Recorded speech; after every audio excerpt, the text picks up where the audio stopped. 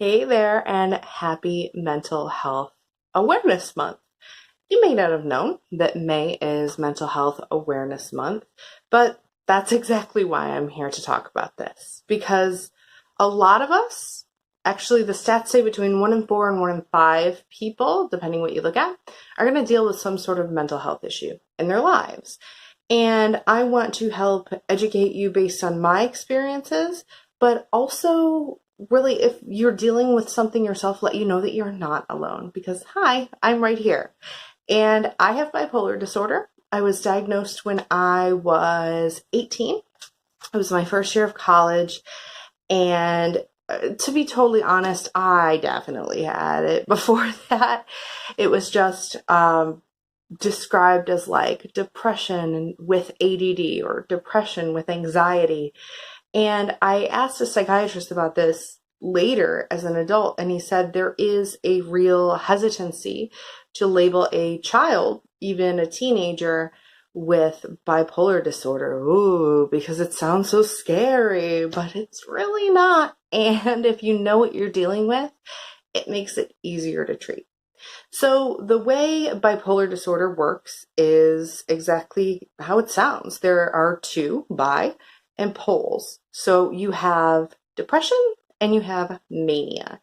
Now, mania sounds probably more intense than it should. It isn't necessarily like a psychotic break or anything like that. It can be as simple as just really feeling invigorated and full of energy and talking like 90 miles an hour like this and not needing to sleep and having a million ideas and you're going to execute on them and I'm going to buy all this stuff. It gets to be impulsive. Whereas the depressive side, which is probably what more people are familiar with, is when you exhibit the low side of things. So if this is a pendulum and it's swinging back and forth, this is when your mood is low and you have depression, which I feel like I should describe a little bit because I think a lot of people think that when you're depressed, that means that you're sad. And I don't know if I would ever call it that based on my experience, at least. Maybe your experience has been different. But the way I would describe depression to someone who's never experienced it is a feeling of numbness. It's just kind of feeling like a zombie, like you're going through the motions. You don't really feel anything. And it's very disturbing to observe yourself not feeling anything. And, but I wouldn't say necessarily sad. I mean, you may have crying spells or whatever, but I say that or whatever, like it's no big deal. It is, but, it doesn't necessarily mean that you're sad. And my husband, who's been the best support in the world, has always commented on how easy it seems for me to seem happy when I'm depressed. And people who deal with depression develop very good ways of faking it. And that's how you feel when you're depressed, like you're faking it. You're just going through the motions. You don't actually feel anything and you just want to go back to bed because it's like the only enjoyable thing. And that sucks. So with bipolar disorder, you are on the end of this pendulum. You swing back and forth between these two. And I think a lot of people are afraid of terms like that, like bipolar. That sounds scary. But I want to let you know, it's very much like any other medical condition that needs to be managed. So if, for example, you had diabetes, you would have to take or inject yourself with insulin on a regular basis. Well, that's just like me. I just have to take my pills that I take on a daily basis. And for me, that's it. It took a lot of time to get here. It took a lot of tinkering with different medications to find the right thing for me. But I am in an incredibly stable position. I see my psychiatrist like twice a year, really as more of a formality for liability than anything else. But a lot of people really struggle with, finding a medication that works for them, finding a psychiatrist, and there can be a lot of ignorance that comes out of people. And I was thinking about this the other day, and the most ignorant thing in terms of mental health I've ever heard anyone say came out of the mouth of a doctor. So this applies to doctors. Doctors are people too. And this was a GP, just a general family medicine practitioner.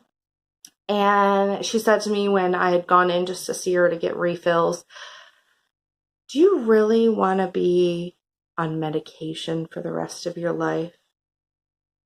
And I was like, bitch, because that's some bullshit. Yes, please. Taking pills every day that allow me to function as my normal self is like my favorite thing in the world. But you would never ask someone with diabetes if they want to take their insulin every day, because it doesn't matter. They need it to function and live a normal life. And I absolutely live a normal life. It took some time, and I have the great privilege of coming from a family who is full of bipolar people. So they were aware, my mom especially, when I started really exhibiting symptoms. My first year in college, I started rapid cycling, which is where you swing in that pendulum from mania, so going a million miles an hour, to crashing and being depressed like several times a day. And I felt like I was losing my mind. And my mom knew exactly what was going on, because my mom has dealt with this same thing in her life and had to get it under control. And she's the reason why I found a psychiatrist, because a lot of psychiatrists weren't willing to take me, especially on short notice, because I wasn't suicidal. So I was kind of screwed until my mom finally managed to find someone who could take me on as a patient. And that was hard. It was really hard. And I want anyone who has been through this kind of thing to know, like, you're definitely not alone, because there's nothing worse than feeling that way. And I'm very lucky in that I haven't had to feel that way as much as other people have. So I've always felt that it was normal to have a psychiatrist. That was just, a family member's like, oh, hey, I got to run. I got to get to my psychiatrist appointment. Like, it wasn't a hidden thing or a shameful thing in my family. And because there are a lot of things with mental health that appear to be genetic, that's really important. And I'm very privileged to have that support. But if you don't have that support from your family, that doesn't mean that you can't get it elsewhere. And I think the number one thing was knowing that it was fine, that it was normal, like it wasn't the end of the world. I wasn't like a pariah in any way. And this is why I can so, openly and comfortably talk about having bipolar disorder, because I don't feel like it's a secret, and I don't really care what anyone thinks about it, as much as I would say, like, I have arthritis in my knee and worry about someone judging me on that. It's the same thing for me. I know that's not the case for everyone, so you may not feel that way. You may not have had the same experience. And when you're dealing with people who maybe friends, family, who have been in this position, they may feel like they're the only one, and they may feel like there's something wrong with them, and they may feel like they're being judged. And this misunderstanding and ignorance and stigma is not only hurtful, but it's downright dangerous. Like that doctor, for example. If I would have heard her said that and not had the conviction that I know I'm a normal human being, and that, I'm how I am, and this is just me, and I have to take this medication to manage a medical issue, like so many of us do, high blood pressure, hypertension, diabetes, whatever it is. But if I would have taken that to heart, if I would have let that really hit me, I could have died. I could have stopped taking my medication.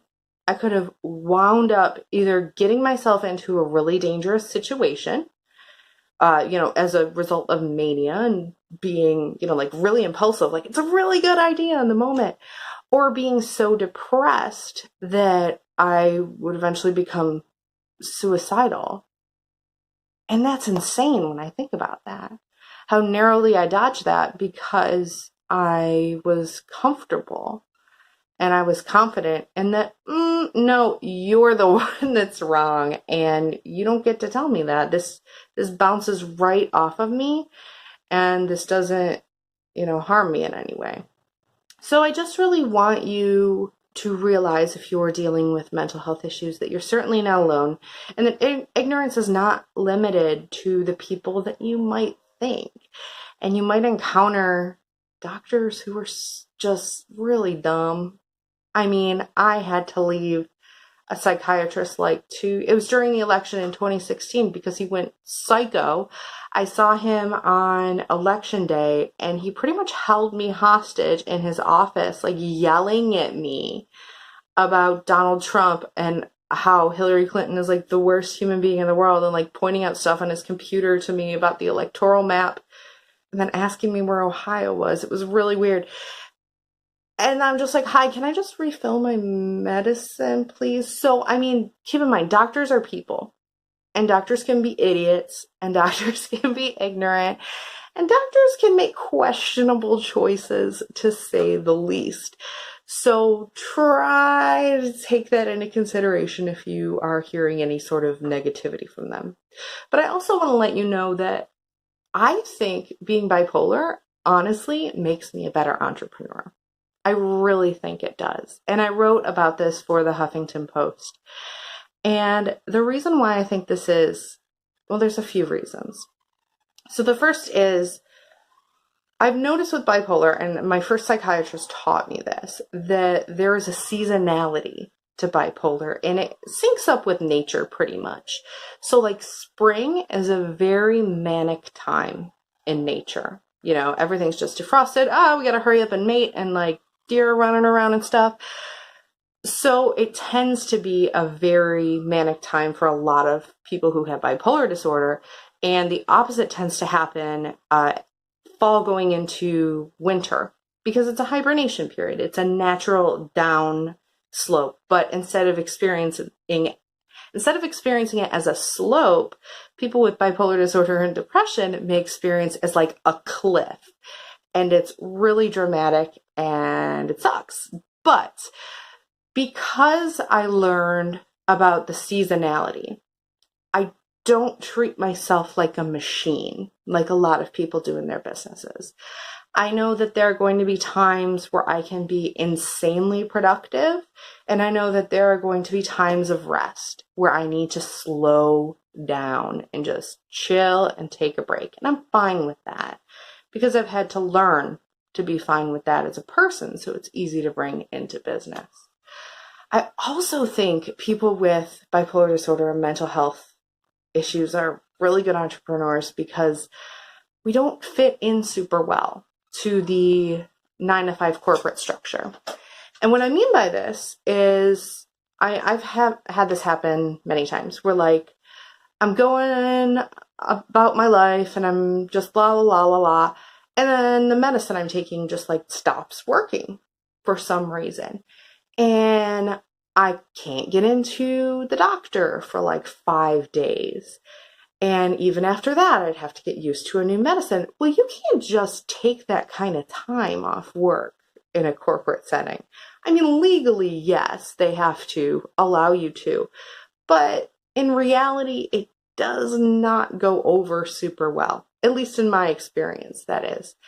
And I found that being able to adapt and be flexible in my business, where I am the one determining the hours, where if I'm really feeling it, I can go hard and, slow down in the times where I'm feeling fragile. And I think that's really important. I think that's really helpful to be able to do, because a lot of people, like I said, treat their bodies like they're machines. We should be able to churn out the same thing every single day, the same consistency. And that's just not how humans work. And I feel when you have something like bipolar disorder, you have to understand that. So I've written all about why I think having bipolar disorder makes me a better entrepreneur. I've written about that on my site, evolveyourweddingbusiness.com, as well as on the Huffington Post. So you can go read all about that if you'd like. But I just really wanted to share this with you and be open, because I think the more open we are about this and the more we treat it like I said, I have arthritis in my knee. Like, there's no emotional connection or judgment or anything, to that medical diagnosis. So why should there be for depression or bipolar or schizophrenia or borderline? And a lot of people have these, and a lot of people that may have some sort of mental health issue that they have dealt with, that they are dealing with. And the best thing you can do for them is to not bat an eyelash when they tell you about it.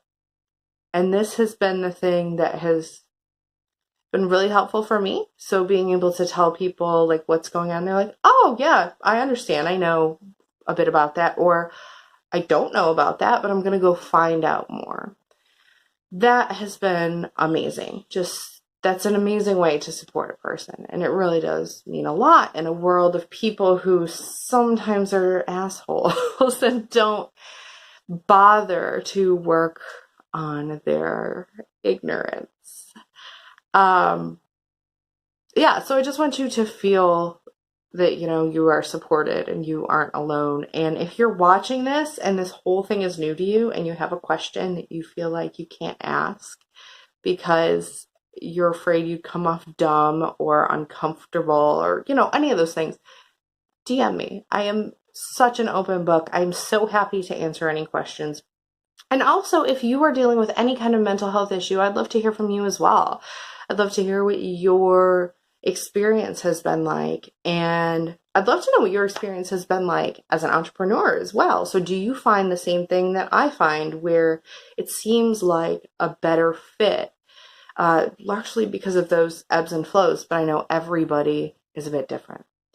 So keep in mind, you probably know someone who's dealing with something like this. You may not be aware because they may be, just doing it privately, or they may be hiding it actively, or they may just be really stable like I am at the present moment. But it never ceases to amaze me how if this topic were to come up in conversation among friends, and I just had never brought it up before, I'd say, oh yeah, I have bipolar and I know that this is this and this is how this works. And they're like, but you seem so normal. And it's like, yeah, that's the goal. That's the goal, to be able to live a normal, functional life. And, these things are not as scary as I think a lot of people perceive them to be. There are normal medical issues that we're dealing with. And yes, they can be as scary as some of the medical issues that we deal with. But when they're under control, when they're treated, and when people have support, they are like arthritis in your knee. Like when it rains, it's annoying. But for the most part, everything's fine. So I would love to hear from you and what your experience is with this, whether you have any or not. So shoot me a DM, and happy Mental Health Awareness Month.